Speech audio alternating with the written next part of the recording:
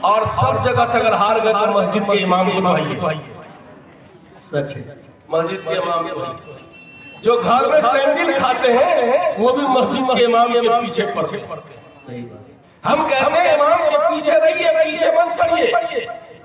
زندہ قوم کبھی امام سے آگے نہیں جاتی، جب قوم مرتی ہے تب امام کے آگے پڑی رہتی۔ بے شک، سبحان اللہ، جب قوم مرتی ہے تب امام کے آگے پڑی رہتی۔